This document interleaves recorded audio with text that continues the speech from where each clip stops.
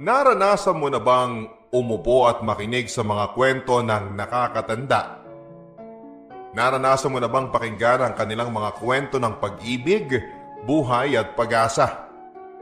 Karamihan sa atin na nabiyayaang maranasan ng makapiling pa ang ating mga lolo at lola ay makakarelate sa kwentong ito, kung paano nila ikukumpara ang buhay noon sa buhay ngayon. Ang kwentong ito ay para sa mga unang beses umibig. Ito ay para sa mga unang beses na nabigo. Para sa mga nasaktan, naiwanan, at natutong bumangon. Ang kwentong ito ay para sa mga natutong umibig muli. Sa mga nagturo sa iyo kung paano magmahal sa pangalawang pagkakataon. Sa mga nagpatuloy, sa mga nawala, at sa mga nagbabalik. Ang sabi nga ni Lola Pasing, may sinusundang ritmo ang lagay ng panahon. Ito rin ang ritmong sinusundan ng puso. Dear Papa Dudut, ilang ulit ko nang binuo ang sulat ng kwentong ito. Ilang ulit ko na ring binura at inulit ang mga naunang sinulat ko. Inaamin ko na hindi ko mabigyan ng justice ang kwentong ito dahil alam ko na kahit anuman ang gawin ko, ay kulang pa rin ito para maibahagi ng buo at tapat ang lahat ng natutunan ko mula sa isang taong nagturo sa akin ng okay lang ang magmahal at masaktan, na okay lang din ang magmahal muli at umasang muli. Hanggang ngayon, wala na ang taong ito sa aming piling. Pero dama ko pa rin ang epekto ng lawak ng kanyang pagmamahal sa aming lahat. Sa simula pa lang ay sasabihin ko nang hindi ko kwento ang ibabahagi ko sa inyo. Pero malaki ang kinalaman nito sa kung ano at sino ako ngayon. Ako po si Ricky. Tunay at tapat magmahal sa aking asawa at 3 anak. Ang kwentong ibabahagi ko ay ang kwento ng aking lola, si Lola Pasing. Noong bata pa ako, mga taong 1980s, nagkaroon ng mga sunod-sunod na brownout sa aming lugar. Kadalasan ito ay mula 2 hanggang 3 magkakasunod na araw sa magkakasunod din na linggo. May bagyo man o wala, naging ritual na sa amin ang magsindi ng lampara at mga kandila tuwing gabi habang naghahapunan ng sardinas at binating itlog. Noong mga panahong ito, bago pa lamang ang mga rechargeable lamps na gaya ng binili ni Papa. Dahil bago pa lamang ay ingat na ingat ang gamit namin dito. Kadalasan ay si Papa ang namumuna sa ganitong mga teknolohiya. Nasisigundahan naman ni Lolo ng papuri. Sila ang palagi magkausap sa mga bagay na ganyan. Nakatira kami sa bahay ng mga magulang ni Mama. Kung si Papa at si Lolo ang mga hilig ay technology, si Mama at Lola naman ang mga hilig ay tradisyonal. Kandila at lampara ang mas gusto nila. Huwag lang daw aksidenteng matabig para iwas sa sunog. Bata pa ako noon, mga 10 years old pa lamang ako at wala pang konsepto ng romantic dinner. Pero ngayong 40 plus na ako, saka ko naiisip na romantic pa pala ang panahon noon. Dahil walang kuryente, lahat kami nakapalibot sa hapagkainan kapag 6:00 na ng gabi. Ako, si Mama, si Papa, ang kapatid kong babae at si Lolo at Lola. Pagkatapos maghapunan, pagkatapos maghugas ng pinagkainan, nagkikwento muna si Lola sa amin bago kami matulog.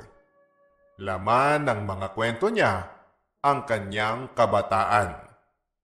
Naalala ko pa hanggang ngayon ang kislap ng kanyang mga mata habang nagkukwento at nagpapaypay ng abaniko sa aming magkakapatid at sa kanyang sarili. Naaalala ko pa tuwing binabanggit niya ang mga artista noong kabataan niya. Sina Gloria Romero, Armando Goyena, Tessie Quintana, Rogelio de la Rosa at marami pang iba. Sila daw noon ang mga sikat.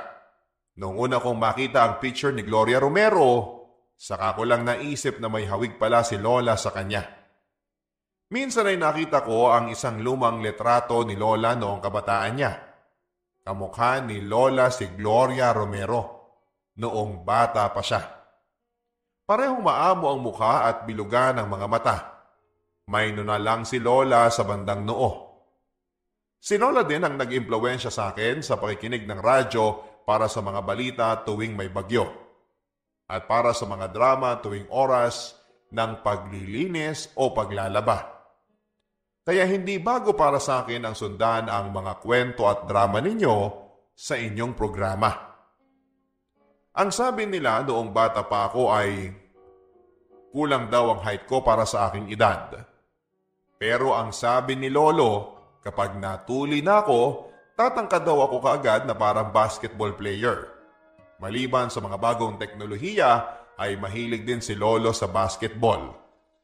Kaya nang sumunod na taon, noong edad 11 na ako ay sinamahan ako ni Papa at ni Lolo sa clinic sa aming bayan. Ang sabi ni Lolo, eto ay para daw maging basketball player na kaagad ako. Sabay thumbs up. Eto ang huling alaala ko kay Lolo bago siya pumanaw matapos ang ilang buwan dahil sa atake sa puso. Matinding lungkot ang dinanas ng pamilya namin noon, lalo na si Lola. Naalala ko pa ang mga salitang binitawan ni Lola noon. Ang sabi niya, "Papang, paano na yan? Wala ka na. Paano na kami?" Nasa school ako noong nangyari ang lahat. Pag-uwi ko ay dinala kaming lahat sa ospital para makapiling ang bangkay ni Lolo. Maliban sa lungkot, na-disappoint din ako dahil konti lamang ang tinangkad ko. Gusto ko pa naman sanang maging basketball player gaya ng sabi ni Lolo. Naalala ko pa, dasal ko kay Lolo pagkatapos niyang pumanaw, "Lolo, paano na yan? Hindi na ako magiging basketball player gaya ng gusto mo." Pero gumaan ang bahagya ang pakiramdam ko nang sabihin ni Lola na okay lang daw na hindi ako masyadong matangkad. Para maabot daw niya ako at maalalayan ko siya kapag tumanda na siya. At hindi na siya makapaglalakad pa. Mas naging malapit ang loob ko kay Lola Pasing simula noong sandaling yon. Kailangan ako ni Lola. Kailangan ko siyang samahan. Hindi kami mayaman, sapat lang ang kinikita ni na Mama at Papa sa trabaho. Pero noong na-assign si Papa sa Maynila dahil sa kanyang trabaho bilang ahente ng gamot, naiwanan ako sa aming probinsya sa piling ni Lola. Dinala ni Mama at Papa ang kapatid ko dahil baka daw ma-stress si Lola sa pag-aalaga sa kapatid ko. Pinaliwanag naman nila sa akin kaya ako ang naiwan kay Lola. Saka nasa gitna pa lamang ako noon ng school year kaya mahirap daw na ilipat kaagad ako sa Maynila. Hindi pa nag-aaral noon ang aking kapatid kaya okay lang na isama siya. Ang kwentong ibabahagi ko sa inyo ngayon ay mas matanda pa kesa sa edad ko. Pero sa alaala ni Lola Pasing, ang kwentong ito ay parang kahapon lamang nangyari. Nasa edad na 12 pa lamang ako noon. Buwan ng Setyembre nang sinalanta ng malakas na bagyo ang aming lugar. Umapaw ang mga ilog. Nagdulot ito ng malawakang pagbaha. Ang sabi ni Lola, mukhang katapusan na ng mundo. Akala niya ay hindi na kami makakaligtas. Sa tabi ng lampara at kandila ay nagdasal kami ni Lola. Nagrosaryo kami ng ilang ulit at pinagdasal ko na sana ay ligtasin ang nanay at tatay at kapatid ko sa Maynila.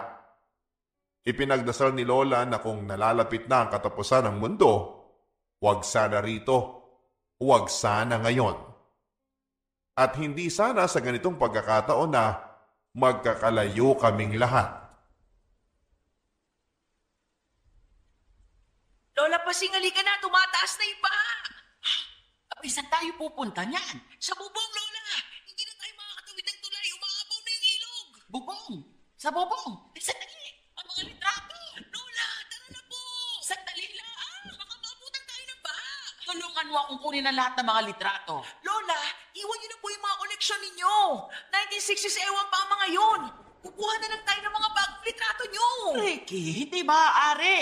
Tulungan mo ako, dali. Hindi ako aalis na wala ang mga litrato. Lola naman eh. Nasaan po ba yung mga litrato? Halika, tulungan mo ako. Nandito lang ang mga yun sa loob ng aparador. Nasaan na yun?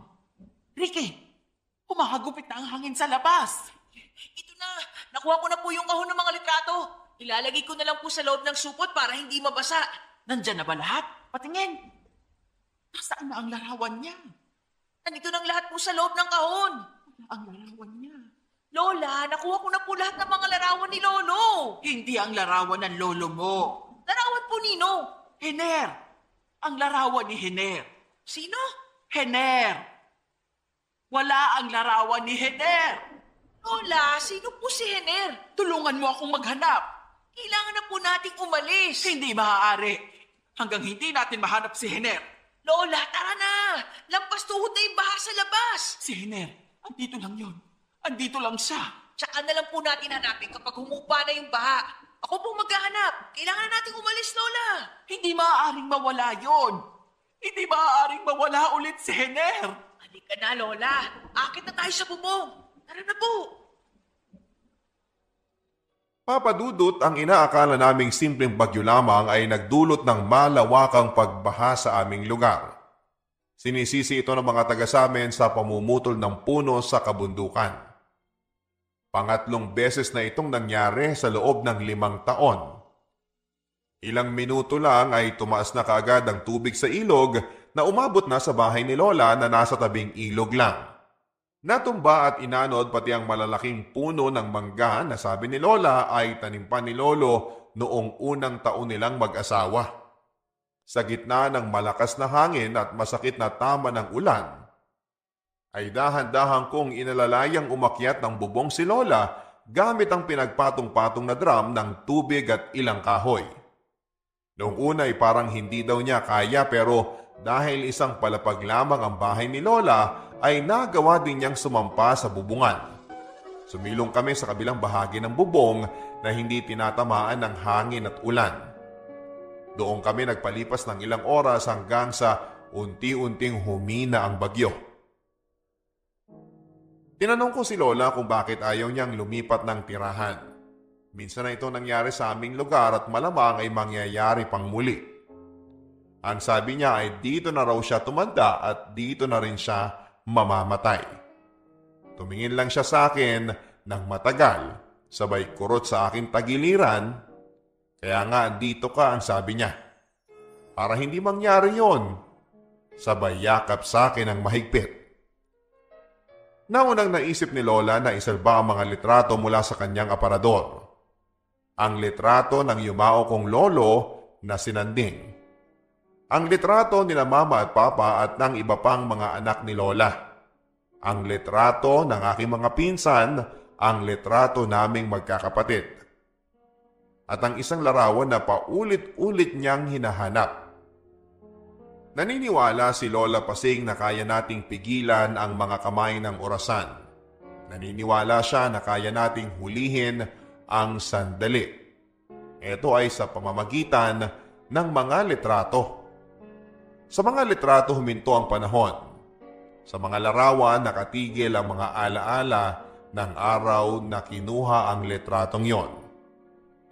Ang sabi ni Lola sa akin, sa kahit na anumang sakuna, ang una pa rin niyang ililigtas ay ang mga litrato na ito na nakalagay sa loob ng isang maliit na lumang karton ng sigarilyo. Ang sabi ni Lola, ang bawat alaala na nakadungaw sa mga litratong ito ay ang mga nakaraan na higit pa sa halaga ng alahas, higit pa sa halaga ng salapi, higit pa sa anumang pag-aari, ang kayamanan ay maaaring paghirapan anumang oras. Pero ang alaala ay hindi na maaaring balikan magpakailanman. Habang patuloy na humihina ang hangin at ulan, ay saka lamang ako naglakas ng loob na tanungin si Lola. Sino po si Hener? Matagal na nahimik si Lola Pasing, Baka sa kanyang mukha ang pagdaloy ng mga alaala. Dito niya sinimulan ang pagkukwento sa akin ng kanyang buhay at ng mga taong minahal niya. Ito ang kwento ni Lola Pasing. Pasing, umuulan na. Ihatid na kita. Tumito muna tayo, Hener. Hoy, hintayin niyo ako. Nanding, bilisan mo! Huwag kang babagal-bagal! Uuwi na ba tayo? Ewan ko ba dito kay Pasing? Umuulan na nga eh. Ang sabi nga ng mga nakakatanda, ang unang patak daw ng ulan ang pinakamaswerte sa lahat. Parang blessing, parang grasya. Maswerte? Ang sabihin mo, maswerte ka kung hindi ka sipunin. Ano ba kayo? Kayo pa man din itong mga lalaki, kayo pa ang takot sa sakit. Sumilong muna tayo. Yun oh, doon sa may kubo. Tara! Ang mauli, unggoy! Hener! Tara na! Dalihan mo, Pasing! Nanding! Bumalik kayo dito! Magsama kayo ng ulan mo! Dalihan mo, Pasing! Oo na! Nandiyan na! Si Pasing ang unggoy! Madaya kayo! Sadyang maliliksi ang mga binti ninyo. Wala bang tao dito? Wala. Ito, pinaglalagyan lang nila to ng dayami. Kuminsan pale kapag may ani. Parang sabsaban. Dito ka sa tabi ko, Pasing. Sige na nga. Sumilong na muna tayo dito. Parang papalakas na rin ang ulan. Nener, sa Maynila, walang ganito. Walang kubo na pwede mong silungan kapag umuulan. Kailan ka ba luluwas? Sa Lunes, sa susunod na linggo. Baka huling labas na natin to. Kailangan ko pang maganda ng mga gamit eh. Ng perang gagamitin. Kailan ka babalik? Pipilitin kong makauwi palagi. Parang walang kasiguraduhan yun ah. Teka, kulang pa ba ang baon mo? Sasabihin ko kaya man na... Amat. Pero ginagawa na ng paraan ni na nanay at tatay. Sabihin mo lang kung kailangan mo ng tulong. Hindi ka ba bibisita kada linggo? Hayaan mo namang makapag-aral ng maigi si Hener. Hindi ka naman niya ipagpapalit sa iba. Hindi naman sa ganon. Pero malulungkot ako kapag hindi kita nakikita bawat araw. Sus! Ang magkasintang ito. Parang ilang buwan lang, hindi naman mangingibang bansa tong si Hener. Susulat ako. Linggo-linggo. Aasahan ko ang mga sulat mo, ha? Ay, ang sarap humiga sa dayami at nakatingin lang sa bubong. Tama ka, Nanding. Walang ganito sa Maynila. Kaya umuwi ka agad, ha? Bilisan mo. Dalasan mo. O, bantayan mo muna si Pasing habang wala ako, ha? Oo naman. Ganito pa rin kaya tayo sa pagtanda natin? Magkababata sina Lola Pasing, Lolo Nanding at itong si Hener. Sabay silang lumaki at nagkamalay sa lugar na ito. Sabay pumasok sa parehong elementary school at sabay na pumasok sa parehong high school. Magkasama sila sa JS Prom at sa mga pasayaw sa bayan. Matalik na magkaibigan ng tatlo. Madalas kinikwento noon ni Lola ang mga kalaro niya ng patintero at taguan noong bata pa siya.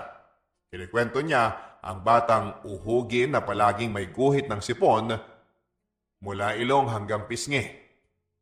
Kinukwento din niya yung batang mayaman na palaging hatid at sundo ng yaya kapag naglalaro sila ng sipa. Meron din yung batang iyakin kapag natatalo. Sa lahat ng ito ay sinanding ang palaging kinikwento niya na kakampi at bodyguard daw niya kapag may nangaaway sa kanya noong bata pa sila. Ni minsan ay wala siyang naikukwentong Hener. Ngayon ko pa lamang narinig ang pangalan na ito. Papa Dudut, sa kwento ni Lola tungkol sa kabataan niya ay si Hener daw ang una niyang naging boyfriend. Kung minsan para lang makalusot sa kanilang mga magulang, sinasama nila ang batang si Lolo Nanding. Si Nanding kasi ang pinagkakatiwalaan ng magulang ni Pasing. Bukod sa may kaya ang pamilya ni Nanding ay gentleman siya at harmless. Pabiru pa nga ang sabi ni Lola na sip-sip daw kasi si Nanding. Palagi siyang nagdadala ng mga mangga sa bahay ni Pasing dahil may manggahan sa kabilang bayan ng pamilya ni Nanding. Ang kwento ni Lola, si Hener daw ang pinakamatalino sa kanilang tatlong magkakaibigan. Madaming alam daw si Hiner sa mga batas, sa government, sa history at marami pang iba. Palagi din daw silang nagdidiskusyon tungkol sa politika, lalo na si Nanding at si Hiner. Ang pananaw daw kasi ni Hiner ay ang pananaw ng mga masa. Ang pananaw naman daw ni Nanding ay pananaw ng may kaya. Si Hiner din daw ang unang nakatungtong sa kolehiyo sa kanila. Si Nanding kasi pagkatapos ng high school ay nag-invest muna ng negosyo at ginawang manggahan ang pinamana sa kanyang lupa. Saka na lamang siya bumalik sa kolehiyo at tinahak ang kursong business. Matapos ang 1 linggo mula noong huling labas nila, tumungo na papuntang Maynila si Hiner. Hinatid siya ng kanyang pamilya kasama sina Pasing at Nanding sa hintayan ng bus. Mahigit 10 oras din ang biyahe noon, halos buong araw pa Maynila. Bit-bit ang isang malaking maleta at isang supot ng pabaong mangga mula kay Nanding at suma naman mula kay Pasing. Sumakay si Hiner ng bus papunta ng Maynila. Ang sabi ni Lola ay magkahalong lungkot, saya at kaba ang naramdaman niya. Lungkot dahil matagal silang hindi magkikita ni Hiner. Saya naman dahil matutupad ni Hiner ang kanyang pangarap na maging engineer. At kaba dahil paano kung may makilala siyang iba? Isang babaeng matalino at edukada pa na katulad din ni Hiner. Wala pa ding cellphone at text noon at wala pa ding telepono sa bayan namin. 2 bayan pa at isang bundok ang lalakbayin para makarating sa pinakamalapit na syudad na merong telepono. Sulat lamang ang tanging paraan para magkabalitaan sila. Yon ang pinakamahalagang paraan ng kanilang komunikasyon noon. Pasing! Pasing! May sulat si Hiner! Pasing! Magmadali ka! Buksan mo ang sulat! Basahin mo! Mahal kong Pasing, malaki pala ang Maynila. Ang daming tao. Malalaki ang mga gusali. Totoo nga mga napapanood natin sa mga pelikula ni na Gloria Romero at Rogelio de la Rosa. Nakatira ako sa isang paupahan para sa mga mag-aaral. Nakatira ako sa isang paupahan para sa mga mag-aaral. Nakakuha din ako ng trabaho bilang waiter para makatulong kina nanay at tatay habang nag-aaral. Ang dami mga kotse, ang kikintab. Matatalino ang mga guru ko, minsan sa klase. Ang kwento ni Lola halos linggo-linggo siyang nakakatanggap ng sulat mula kay Hiner. Binabasa nilang dalawa ito ni Nanding ng malakas na parang kasama lang din nila si Hiner. Binabasa nila kadalasan ang mga sulat ni Hiner sa kubong natagpuan nila bago pa sila magkahiwalay ng landas. Ito ang naging tambayan nila. Mahirap daw ang buhay ni Hiner sa Maynila pero masaya siya. Sa kwento ni Hiner ay pinag-aralan daw niya ng maigi ang pagtawid ng kalsada dahil madaming sasakyan sa Maynila. Kung sa probinsya ay may mga mababagal na kalabaw lamang ang nakakasalubong mo sa bukid, sa Maynila ay rumaragas ang mga kotse, truck at bus na. Ang kwento rin ni Hiner na minsan ay nagkamali pa daw siya ng pasok ng classroom dahil maling building ang napasukan niya dahil sa lawak ng university grounds. Kinuwento rin niya ang mga nakikilala niyang sikat na mga teacher, lalo na ang mga lessons nila. Ang sabi ni Hiner, ang akala daw niya ay matalino na siya. Nagkakamali pala siya. Madami pa raw siyang hindi alam. Madami din daw siyang mga competitive na mga kaklase. Kailangan daw na hindi lalampalampa, hindi dapat babagal-bagal. Sa pansagot naman ng sulat ni Pasing kay Hiner ay kinuwento naman niya na nag-aral na siya ng dressmaking sa community school sa kabilang bayan. Si Nanding naman ay maswerte sa negosyo dahil hitik sa bunga ang manggahan niya. Naghahanap pa siya ngayon ng isa pang bakanting lupa para mag-expand. Parang unti-unting nilalatag ang buhay nilang tatlo habang patuloy silang magkalayo. Ang kwento naman ni Hiner kay Pasing, sa susunod na sulat ay may nakilala daw siyang isang grupo ng kapareho niya ng pananaw tungkol sa politika. Palagi daw sila nagkikita para sa mga diskusyon. Sa wakas daw ay nakakilala siya ng mga kapareho niya ng pananaw sa buhay. Sa isang sulat naman ay pinapaalalahanan siya ni Pasing na mag-ingat daw noong mga panahong ito ay may nababalita ang mga kaguluhan sa Maynila. Lumipas ang ilang buwan na halos linggo-linggong sulatan. Dumating ang bakasyon at ang unang pag-uwi ni Hiner. Piyesta sa aming bayan noon. Ang kwento ni Lola sa plaza ay may mga perya at kainan. Masaya ang lahat. Meron ding pasayaw at naaalala pa ni Lola. Minadali daw ni Nanding ang pagbili ng una niyang kamera para lamang sa pagdating ni Hiner. Hindi pa yung katulad ng mga kamera natin sa ngayon. Malaki ito, mabigat at nakakabulag ang flash. Sabi ko nga, Papa Dudut, ang lolo ko ang kasundo ni Papa sa mga usong gadgets. Doon nagsimula ang pagkahilig ni Lolo sa pagkuha ng mga litrato. Photography ang favorite hobby niya. Karamihan sa mga photos na kinukunan noon ni Lolo ay mga scenic view at si Lola. Noong gabing pagdating ni Hiner ay sinundo ni Nanding si Pasing sa bahay at sabay silang nagtungo sa plaza para doon makipagkita at salubungin si Hiner. Pagkatapos ng pasayaw ay hinila ni Hiner si Pasing sa isang tabi ng plaza para makipag-usap habang hinahanda ni Nanding ang kamera. Alam kong nahihirapan ka sa sitwasyon natin ngayon, pero hihilingin ko sa iyo ang konti pang pasensya. Hintayin mo lang ako, Pasing. Kapag maayos ng lahat ay babalikan kita dito. Magpapakasal tayo. Huwag mo akong paasahin sa mga bagay na ganyan. Pangako, pakakasalan kita. Kasal? Sinong magpapakasal? Magpapakasal na kami, Nanding. Payag na si Pasing. Oo. Di mabuti. Sinusuportahan ko kayo. Aba, magandang balita yan. Aba, dapat lang. Ingatan mo tong si Pasing, ha? Tuparin mo ang pangako mo. Alam mo namang mahal ko siya. O ayan, ngiti na. Magpapakuha tayo ng litrato. Ngiti na para sa litrato. 1, 2, 3. Mga pangakong binuo mula sa mga pangarap. Ang sabi ni Lola, mga pangarap na pinaghandaan ng maigi ang pundasyon para maging totoo. Yan ang plano.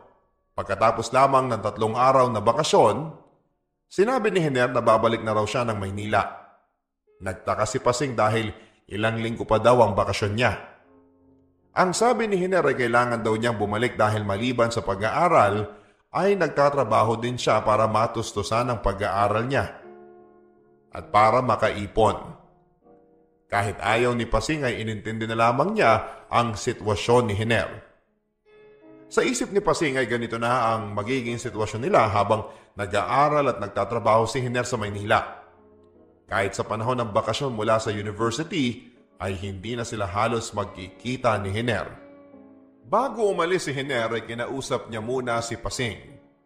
Ang kwento ni Lola, ipinangako daw sa kanya ni Hiner ang katapatan ng pag-ibig. Hindi daw siya makakauwi ng linggo-linggo dahil bukod sa magastos ay nakakapagod din. Dagdag pa ni Hiner na aabutin daw siya ng 6 hanggang 8 buwan para makauwi at makapagbakasyon, pero pipilitin daw niyang makauwi sa mga espesyal na okasyon. Ang kwento ni Lola, alam daw niyang hindi ito madalas na mangyayari dahil madaming requirements sa pag-aaral. Naiintindihan naman niya pero hindi niya maiwasang hindi magkunwaring masaya. Parang bulaklak lang yan ng mga mangga ni Nanding, ang sabi ni Hiner. Baka nga kasabay ko pa tuwing pag-uwi ang pagbulaklak at pagbunga ng mangga. Magmula noon, sa halip na buwan ang binibilang ni Pasing ay binibilang na lang niya ang pagbulaklak ng mga puno ng mangga at ang mga panahon ng pag-ani. Bago pa mag-sunrise ng sumunod na araw ay nakalis na si Hiner. Pagising ni Pasing, alam na niya na malayo na ang kinakalagyan ni Hiner. Ang sabi ni Lola ay naaalala pa daw niya ang araw na yon. Pakiramdam daw niya ay parang Malayong-malayo na sila sa piling ng isa't isa. Parang may mga bagay na nagbago na. Ang dating romantikong taga-probinsya, nagkaroon na ng isang buhay at pagkatao sa syudad. Noong lumang panahon pa, Padudot, mas matagal pa ang mga biyahe ng sasakyan pa Maynila. Wala pang mga fast trip at wala pang may aircon. Lumipas pa ang ilang mga buwan, nakabili si Nanding ng bagong kamera kaya ibinigay niya kay Hiner ang kanyang unang kamera. Magmula noon ay kasabay na sa mga sulat na pinapadala ni Hiner ang mga litrato ng kanyang buhay doon sa Maynila. Ipinakita niya ang unang kwartong solo niyang inupahan at ang unang electric fan na binili mula sa sweldo. Ventilador pa ang tawag nila doon. Nagpadala din siya ng mga litrato na ipinapakita ang kanyang trabaho pati ang buhay sa school. Ipinakita din niya ang bagong bahay na inupahan matapos ang solong kwarto. Ang bawat sandali ay paghahanda para sa kinabukasan. Sa huling taon ng kolehiyo bago ang target date ng pagpapakasal ni Hiner at Pasing, pumutok ang isang malaking kaguluhan sa Maynila. Martial law ang tawag nila. Ang dating lingguhan na pagsulat ni Hiner, naging 2 beses na lamang. Hanggang naging paminsan-minsan na lamang. Hanggang dumating ang panahon na tumigil na ito. Pasing! Pasing! Nanding, bakit parang hinahabol ka ng tikbalang? Pasing! Sinner! Bakit? May sulat na ba siya? Asaan na? Ibigay mo na sa akin nang mabasa na natin. May balita ako tungkol kay Hiner. Ano yun? Walang nakakaalam kung nasaan siya. Anong ibig mong sabihin? Hindi nila makita si Hiner. Samahan mo ko, Nanding. Hanapin natin siya sa Maynila. Nababaliw ka ba? Baka kung napano na siya. Pinangako kong babantayan kita. Kung gayon, samahan mo ko sa Maynila. Dito lang tayo, Pasing. Hintayin natin siya. Pero Nanding... Pasing, walang silbi at walang kwenta ang lahat ng ito kung pati ikaw ay malalagay sa alanganin. Mabuting manahimik na lamang muna tayo. Manahimik at makibalita. Si Hiner! Makinig ka sa akin. Sa ngayon, ako ang sundin mo. Ako lang ang pagkatiwalaan mo. Sa puntong to, ako lang ang makakatulong sa'yo. Ikaw ang nobya. Ikaw ang susunod na iimbestigahan pagkatapos ng mga magulang niya. Ngayon pa lang, itanggi mong kayo pa. Ngayon pa lang, sabihin mo na hindi siya sumusulat at matagal mo na siyang hindi nakikita. Papadudot na babalot ng katahimikan ng buong lugar namin basta sa mga bagay na balita tungkol kay Hiner. Ang sabi ni Lola, nakakabingi ang katahimikan na ito. Naging maingat sa pagkilos ang lahat, pati ang mga salita ay bilang na bilang. Parang binabantayan ng isa't isa ang mga kilos ng bawat isa. Walang naririnig mula kay Hiner at wala ding nagkukwento tungkol kay Hiner. Kaya laking gulat ni Pasing nang minsan ay sinundo siya ni Nanding na may mysterious effect kung saan sila pupunta. May balita na kaya tungkol kay Hiner? Ito ang naglalaro sa isipan ni Pasing. Hindi niya matanong ng diretso si Nanding habang papunta sila sa tambayan. Kasi baka may makarinig na iba na hindi dapat. Muli na namang naglaban ng saya at kaba sa pakiramdam ni Lola Pasing habang inihila siya ni Nanding. Saya dahil sa wakas ay baka may balita na tungkol kay Hiner. Kaba dahil nakakapagtaka kung bakit kailangang makalayo pa sa bahay bago sabihin ni Nanding ang balita. Uuwi na kaya si Hiner? Maayos kaya ang kalagayan niya? Kailan siya uuwi? Ito ang mga tanong na walang kasagutan. Naghihintay kaya si Hiner sa kung saan man sila pupunta ni Nanding? Nakabili na ng sasakyan si Nanding ng mga panahon na ito. Habang nasa daan patungo sa kung saan sila pupunta, ipinarada muna ni Nanding ang kotse sa tabi ng daanan. Pumikit ka at pipiringan ko muna ang mga mata mo, ang sabi ni Nanding. Noong una ay umalma si Pasing pero pagkatapos ng explanation ni Nanding ay pumayag na rin siya. Ang sabi ni Nanding ay secret daw ito, isang magandang regalo at sumunod na lamang siya. Sa isip ni Pasing ay naglalaro na ang mga katanungang, ayaw bang ipakita ni Hiner kung nasaan siya matatagpuan? Saan ba kami pupunta? Bakit kailangang sekreto pa? Habang papunta sa lugar kung saan siya dadalhin ni Nanding nang naka-blindfold ang mga mata, naramdaman niya ang pagkanan at pagkaliwa ng sasakyan. Pati na rin ang pagbabago ng daan mula sa konkreto hanggang sa asfalto at hanggang sa lubak-lubak na daanan.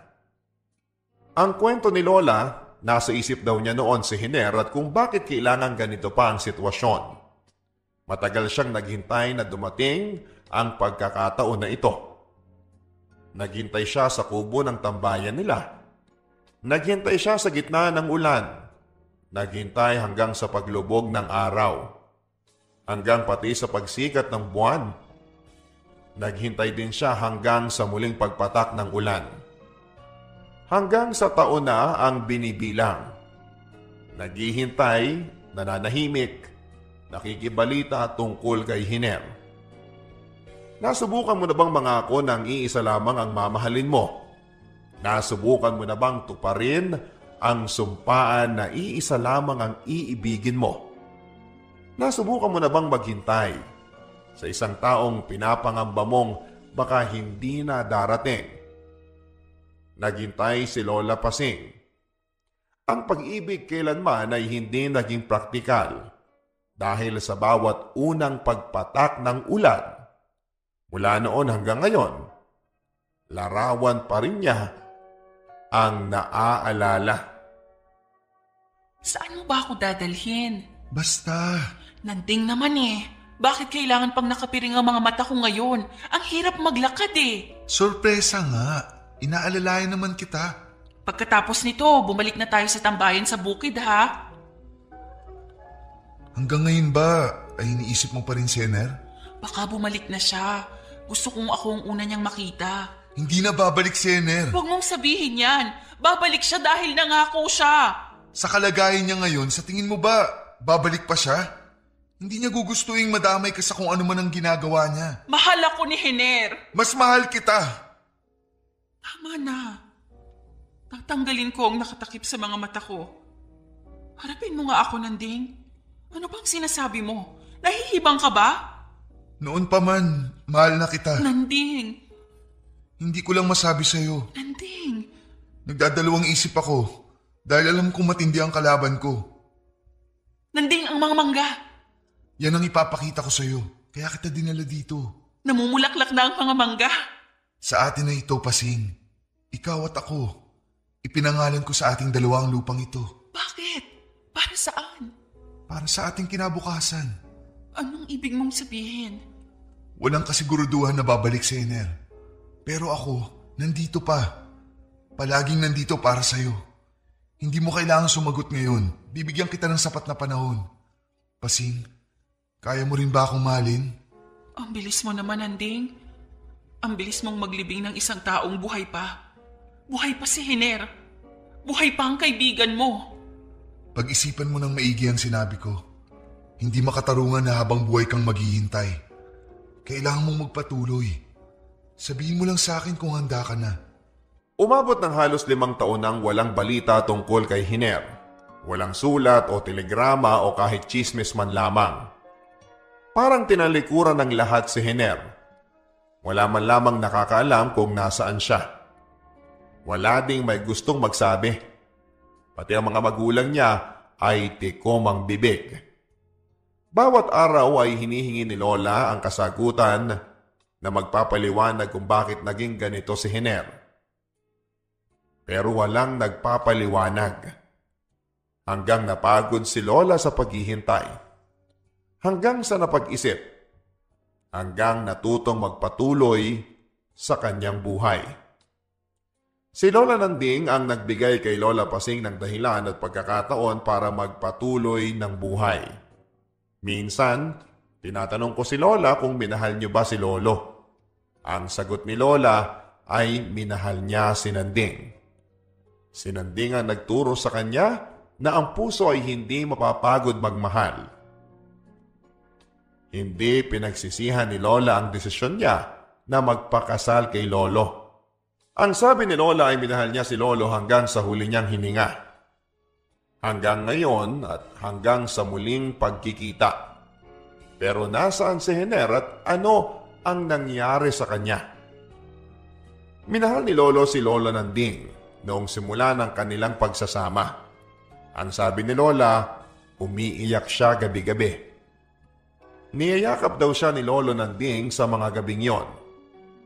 Masakit para kay Lolo pero niyakap niya si Lola at sinamahan niya sa kanyang pangungulila. Hanggang sa naramdaman ni Lola na totoo ang pagmamahal ni Nanding. Nalampasan ng kanyang puso ang paghihintay sa wala. Hanggang nagsimula ng magbunga ang kanilang pagmamahalan. Hanggang nabuo ang pamilya. Hanggang ang lahat ng bahagi ng kanyang nakaraan ay naging isang ala-ala na lamang. Nanding! Hiner? Hiner, ikaw nga! Kamusta na? Mabuti. Halika. Pumasok ka sa loob ng bahay, baka may makakita sa'yo. Salamat pero saglit lang ako.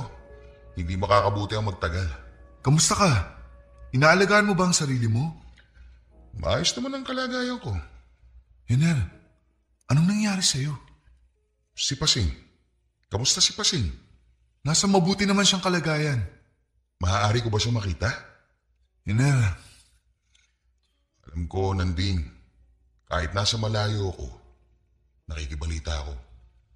ayokong magulo ulit ang buhay ni Pasing. Kung maaari sana ay huwag ka na munang magpakita. Ginagalang ko ang desisyon mo, Nanding. Pareho kayong mahalaga sa akin. Gusto ko lang siya makita bago ako umalis ulit. Hiner, Binabati ko kayo at sana maging masaya ang pagsasama ninyo. Kapag handa ka na, saka mo na lang sabihin na bumisita ako. Hiner, tuwing umaga, lalo na ngayong panahon ng pagtatapos ng tag-ulan, doon sa bintanang nakaharap sa silangan, makikita mo siya. Nakadungaw sa bintana. Pinagmamasdan ng mga bulaklak sa puno ng mangga. Ang sabi ni Lola sa mga huling sandali daw ni Lolo, pinagtapat niya ang pagbisitang ito ni Hiner. Nakita daw ni Hiner si Lola sa may bintana. Hindi raw nagpakita si Hiner kay Lola, pero pinagmasdan ni Hiner si Lola habang sumisikat ang araw.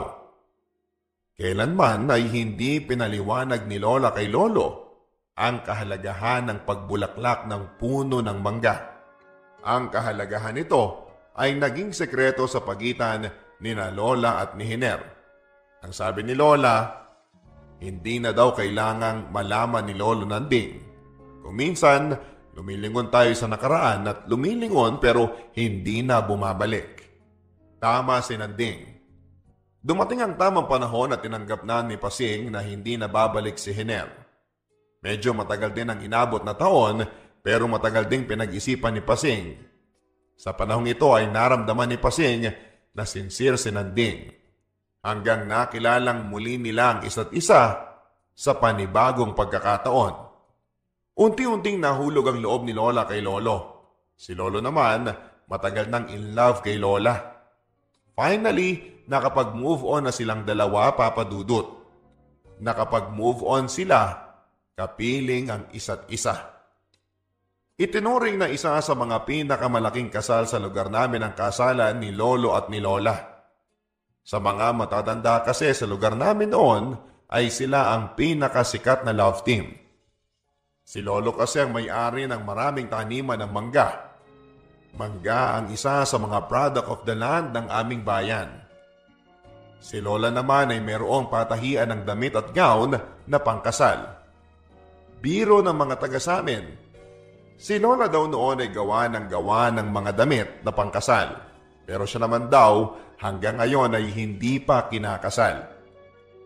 Si Lola ang gumawa ng sarili niyang wedding gown. Si Lolo naman ang nag-drive ng kanilang wedding car na isang pickup truck na ginagamit pang negosyo at pang deliver ng mangga. The perfect couple, sabi nga nila. Never pinasok ni Lolo ang politics pero nagtayo siya ng madaming negosyo na nakatulong din sa employment sa aming lugar. Si Lola naman ay nag-employ ng mga housewife na walang ginagawa bilang mananahi niya. Parang magic, nag-click silang dalawa. Noong natuto na si Lola na mag-let go kay Hiner, saka lang daw luminaw ang kanyang pag-iisip at hindi niya ito pinagsisisihan. Noong bata pa si Lolo ay nagtanim siya ng mangga sa isang lote sa tabi ng ilog. Ito ay isa sa mga lote ng kanilang pamilya. Ang sabi niya noon, paglaki niya at kapag makapag-asawa na ito, dito raw sila titira dahil maganda ang view ng pagsikat ng araw at paglubog ng araw sa kabila. Lumaki ang itinatanim ni Lolo na puno ng mangga. Ito ay nagbunga ng maraming mangga. Dito sa parehong lugar na kinakatayuan ng bahay ni Lolo at Lola sa ngayon. Ang sabi ni Lola Pasing, nabura ang lahat ng paghihirap. Napawi ang lahat ng pag-aalinlangan ng araw na yon. Si Mama ang panganay na anak ni Lolo Nanding at Lola Pasing. Kami ang bunga ng pagbabagong buhay nila sa piling ng isa't isa. Pagkatapos ng lahat ng hirap, pagkatapos ng sakit at paghihintay sa wala, ngayon sa wakas ay nakikita na nilang pareho ang kasiguraduhan sa buhay. Ito na ang simula ng kanilang forever. Binayaan sila ng 5 anak. Pagkatapos ni Mama ay may 4 pa silang naging anak. 2 pang babae at 2 namang lalaki. Hindi naging madali ang magpalaki ng 5 makukulit na anak.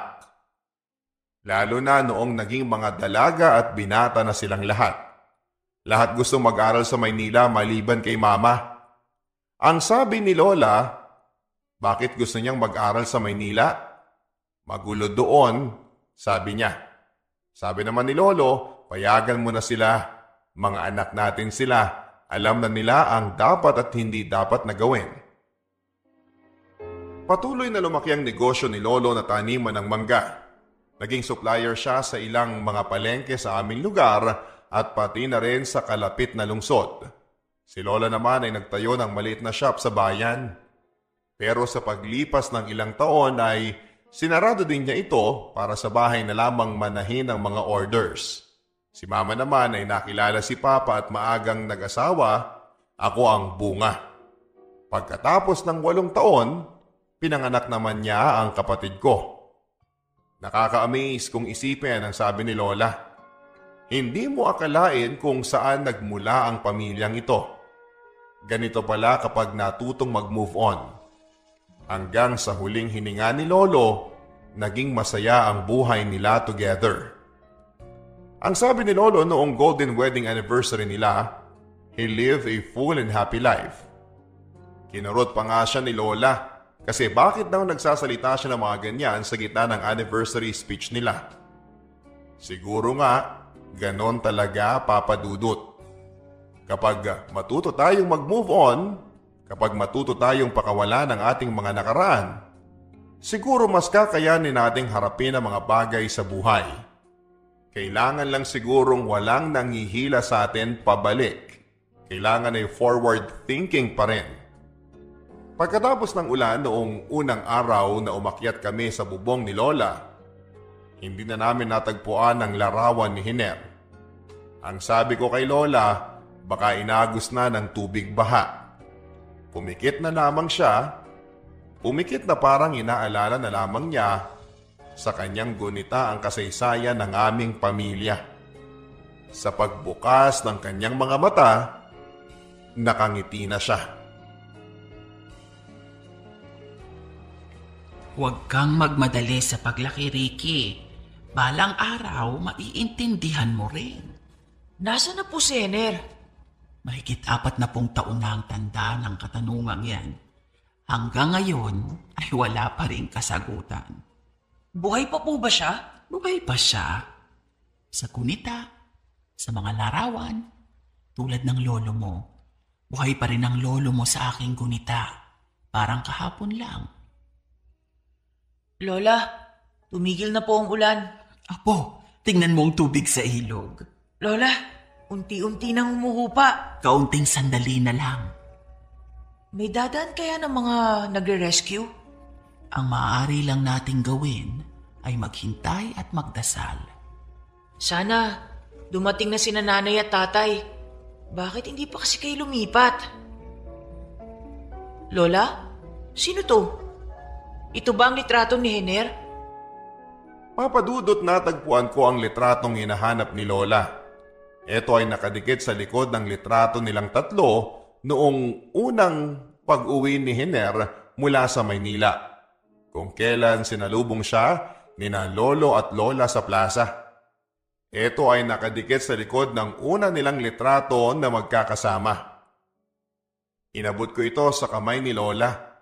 Pinagmasdan niya ito ng matagal at binalik sa loob ng kahon kasama ang iba pang mga litrato. Tumingin si Lola sa paligid sabay sabing, bumaba na kami. Bumaba na rin ang tubig baha. Tumila ang ulan, humupa ang baha. Unti-unting binuong mulinga ng mga residente ng aming bayan ang kanilang mga bahay. Pang-ilang ulit na rin itong nangyari. Nasanay na ang mga tao. Sanayan lang din pala.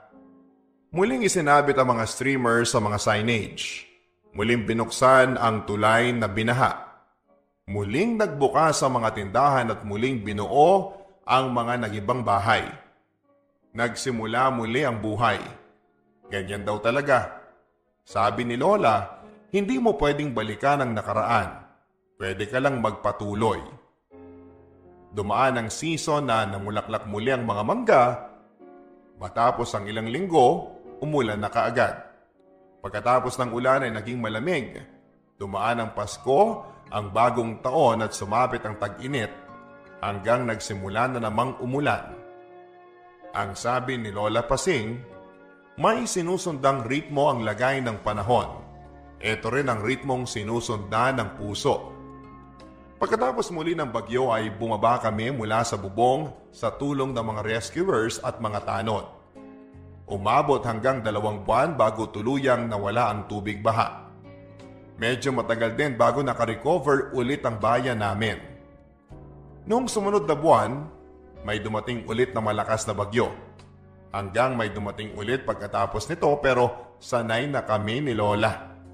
Habang tumataas ang tubig baha, umaakyat naman kami sa bubungan ng kalmado at kasyual na nagkwekwentuhan.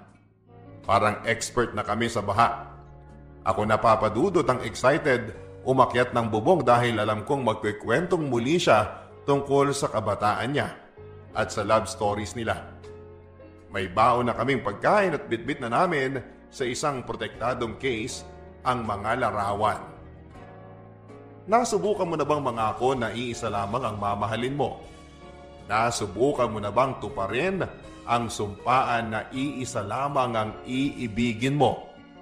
Nasubukan mo na bang maghintay sa isang taong pinapangamba mong baka hindi na darating?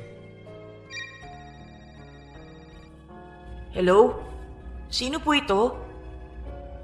Sino po? Lola, may tawag po kayo. Para po sa inyo. Abay, sino yan? Ang tatay mo na ba yan? Overseas call po. Hello? Sino ito? Sino? Ang pag-ibig kailanman ay hindi naging praktikal. Yan ang sabi ni Lola pagkatapos nilang mag-usap ng boses sa kabilang dulo ng telepono. Kailanman ang puso ay hindi nagsasawang magmahal. 2 tao ang minahal ni Lola sa buong buhay niya. 2 tao ang nagturo sa kanya kung ano ang halaga ng pag-ibig. Pagkatapos ng ulan, dumating ang tawag na ito mula sa Amerika. Naging matagal ang kwentuhan nila sa telepono. Halos hindi na magkarinigan pero nakikita ko sa mata ni Lola ang bakas ng tuwa at kaligayahan. Mula sa boses sa kabilang linya, nalaman ni Lola Pasing ang katotohanan sa mga salitang ito. Bitbit ang alaala mo nang huli kitang makita habang nakadungaw sa bintana at pinagmamasdan ng mga bulaklak ng puno ng mangga. Ipinagpatuloy ko ang buhay ko. Pasing, Narinig ko ang usapan ninyo. Naglilihi ka pa lang para sa inyong panganay noon. Nagpasya akong hindi na manghimasok sa buhay ninyo. Naglakbay ako. Maraming nakilala. Nasubukang muling umibig. Nagkaroon ng anak hanggang sa makabuo ng pamilya. Ngayon, malalaki na ang mga apo ko. May kanya-kanya ng pamilya ang mga anak ko. Umanaw na ang asawa ko. Ako na lang mag-isa. Pasing, handa na akong umuwi. Mapapatawad mo ba ako? Papadudot sa takip silim ng buhay, may pangalawang pagkakataon pa ba sa pag-ibig? Sabi nga ni Lola, bata pa ako. Huwag daw akong magmadaling lumaki. Balang araw, maiintindihan ko rin.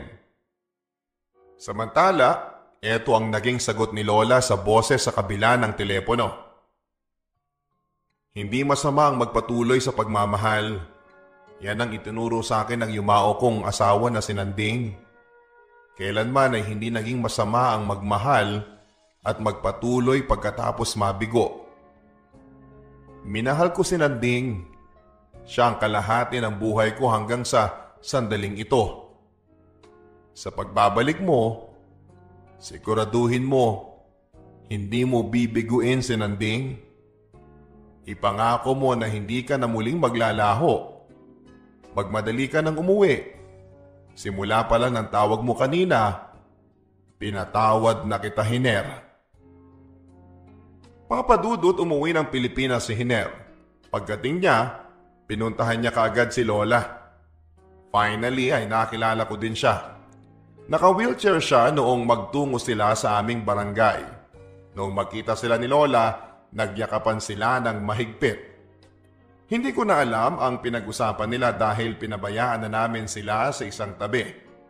Pagkatapos ng napakahabang kwentuhan, umuwi na sa kanila si Hiner. Dito na ulit siya nakatira noon sa aming bayan. Ang kwentuhang ito ay para sa mga unang beses umibig. Ito ay para sa mga unang beses na bigo. Para sa mga nasaktan, naiwanan at natutong bumangon. Ang kwentong ito ay para sa mga natutong umibig muli. Sa mga nagturo sa iyo kung paano magmahal sa pangalawang pagkakataon. Sa mga nagpatuloy, sa mga nawala at sa mga nagbabalik. Sabi nga ni Lola Pasing, may sinusundang ritmo ang lagay ng panahon. Ito rin ang ritmong sinusundan ng puso. Papadudot, umanaw na po si Lola Pasing at si Lolo Hiner. 4 na taon na ang nakakaraan. Iniisip ko na lang na malamang ay riot na sila ngayon sa heaven kasama si Lolo Nanding. May selosan din kayang nagaganap o tuksuhan kung sino ang tunay na mahal. Pero dahil kay Lola at sa kwento niya ay natutunan kong hindi napapako ang puso dahil sa isang masalimuot na pagkakataon lamang. Natututo tayong mag-move on kung hinahayaan nating mag-move on ang ating mga sarili. Sana po ay may na-inspire sa kwentong ito na ibinahagi ko. Ito ang kwento ni Lola Pasing. Nagmamahal forever, Ricky.